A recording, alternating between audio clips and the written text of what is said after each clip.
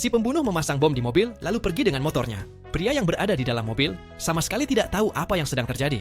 Bom mulai menghitung mundur. Tiba-tiba seekor lebah masuk ke dalam mobil. Pria itu terus menggunakan tangannya untuk mengusir lebah tersebut. Seiring waktu terus berjalan, ia semakin kesal. Ia membelok tajam dan melaju seperti ngedrift. Waktu tersisa hanya 14 detik. Pria itu masih sibuk melawan lebah. Kemudian lebah itu mendarat di bodi mobil. Pria itu melepas sepatunya, bersiap untuk menghantam lebah tersebut. Dari kejauhan si pembunuh mengira misinya sudah berhasil.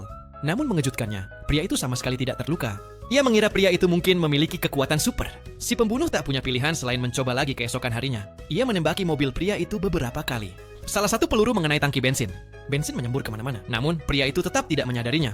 Ia mengeluarkan pemantik mobil, tapi ternyata rusak. Jadi, ia melemparkannya keluar. Pemantik itu jatuh ke genangan bensin dan memicu api. Si pembunuh yang sial malah melaju langsung ke dalam kobaran api. Ia nyaris terbakar hidup-hidup dan cepat-cepat melompat keluar dari mobil. Mobilnya terguling ke jurang dan meledak. Si pembunuh tidak percaya betapa sulitnya misi ini. Pria itu tetap melaju dengan mobilnya yang bocor. Akhirnya bos mereka memutuskan untuk mengirim pembunuh terbaik mereka. Tak lama kemudian, pria itu sampai di sebuah pom bensin. Pembunuh terbaik itu telah mengikutinya. Ia mengeluarkan belati dan menunjukkan tanda-tanda di lengannya. Bukti dari para korban yang telah ia bunuh. Ia berkata bahwa pekerjaan ini sangat mudah baginya.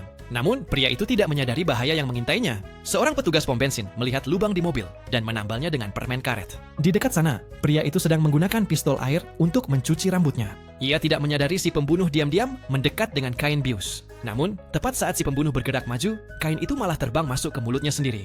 Pria beruntung itu kembali berhasil lolos. Beberapa jam kemudian, si pembunuh akhirnya sadar kembali. Tapi ia secara tidak sengaja memicu mekanisme tersembunyi di belatinya. Pembunuh terbaik itu tewas di tempat.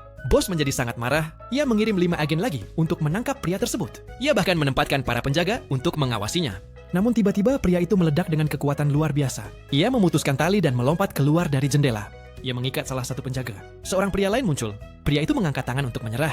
Tetapi tanpa sengaja, ia malah menjatuhkan penjaga kedua juga. Ia lolos lagi murni karena keberuntungan. Akhirnya sang bos kehilangan kesabaran. Ia memutuskan untuk turun tangan sendiri. Ia menyelinap masuk ke rumah pria itu dan menunggu.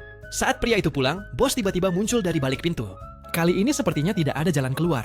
Pria itu benar-benar panik. Tapi tepat saat itu, apakah kamu bisa menebak apa yang akan terjadi selanjutnya?